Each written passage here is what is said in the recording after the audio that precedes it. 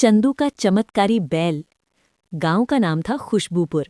ऐसा गांव जहां सुबह सुबह मुर्गे की आवाज की जगह ढोल की थाप बजती थी, क्योंकि गांव का नाई रामू काका हर रोज सुपरहिट सलून खोलने से पहले प्रैक्टिस करता था। इस गांव में रहता था चंदू, उम्र 14 साल, क्लास 8 में फेल होने का विश्व रिकॉर्ड बनाने की कोशिश में लगा हुआ लड़का। चंदू के दो सबसे अच्छे दोस्त थे। मोटू, जिसका पेट इतना बड़ा था कि उसकी साइकिल पर बैठने से पहले गांव वाले दाव लगाते थे कि सीट टूटेगी या नहीं। पिंटू, दुनिया का सबसे डरपोक इंसान, जो चूहे को देखकर भी मारे चिल्लाता था। एक दिन स्कूल से लौटते वक्त तीनों को रास्ते में भोलू काका का पुराना बैल राजा दिखा। राजा बैल तो था, पर उसका चेहरा ऐसा लगता था जैसे किसी ने गलती से शेर का मूंछ वाला फिल्टर लगा दिया हो। सींग इतने चमकीले कि सूरज की रोशनी पड़ते ही आसपास 50 मीटर तक इंद्रधनुष बन जाता था। चंदू बोला, यार ये बैल तो सुपरस्टार लग रहा है, देखो ना कितना स्टाइल मार रहा है। मोटू ने पेट थपथपाया, अरे अगर इसे थोड़ा स्मार्ट बनाया जाए तो हमारा गांव का सबसे अमीर आदमी बन सकता है। पिंटू कांपते हुए बोला, भाई बैल से बात मत करो, कहीं सींग से उछाल न मार दे। फिर भी चंदू का दिमाग चल पड़ा। उसने घर जाकर पुरानी किताब जादुई टोटके 101 निकाली, जो असल में उसकी दादी की पुरानी रसोई की किताब थी।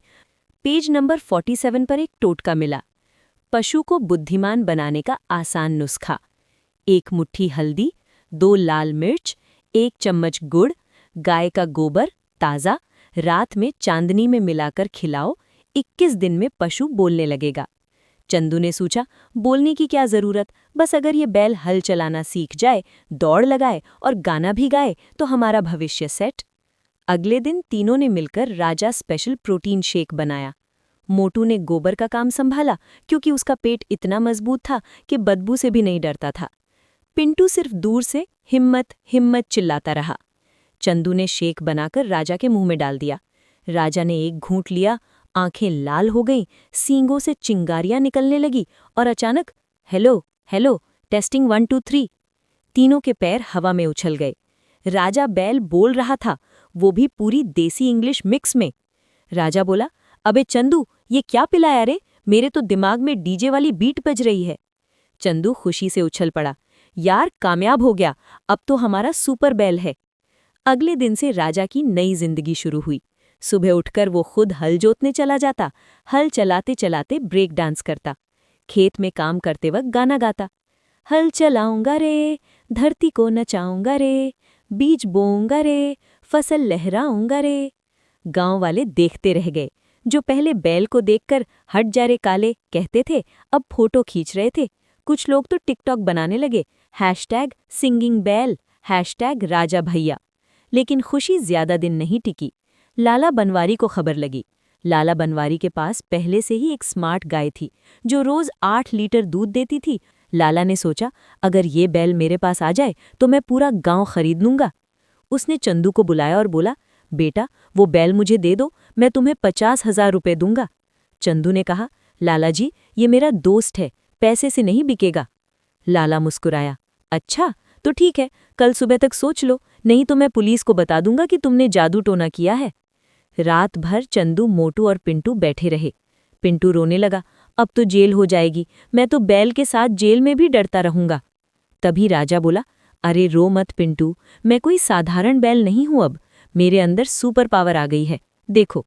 राजा ने सींग हिलाए और अचानक आसमान से बिजली कड़की। नहीं, असल में गांव के बिजली वाले ने लाइट काट दी थी, पर टाइमिंग इतनी सही थी कि सब डर गए। अगली सुबह लाला बनवारी के आदमी बैल लेने आए। राजा ने एक जोरदार डांस किया, यो यो हनी सिंह स्टाइल, और फिर सींग नीचे किए और दौड़ा। लाला के आदमी भागे। एक आदमी तो इतना डरा कि खेत में गिरकर मैं तो बस फोटो खींचने आया था चिल्लाने लगा। गांव वाले इकट्ठे हो गए। सबने मिलकर लाला को समझाया, लाला जी बैल किसी का नहीं होता, वो तो गांव का है। लाला को हार माननी पड़ी। अंत में राजा ने चंदू से कहा, सुन चंदू, मैं बोल सकता हूँ, डांस कर सकता हूँ, लेकिन सबसे अच्छा काम तो खेत में हल चलाना ही है। मुझे जादू की जरूरत नहीं, बस थोड़ा प्यार और अच्छी घास चाहिए। चंदू ने हंसते हुए कहा, ठीक है भाई, लेकिन एक शर्त, हर रविवार को तू हमें गाना सुनाया कर। राजा बोला, डील। और इस तरह खुशबूपुर गांव में राजा बैल सबसे फेमस सुपरस्टार बन गया। गांव के बच्चे रोज उससे सेल्फी लेते। बड़े लोग कहते, देखो बेटा, मेहनत और थोड़ा सा जादू मिल जाए तो जिंदगी सेट हो जाती है।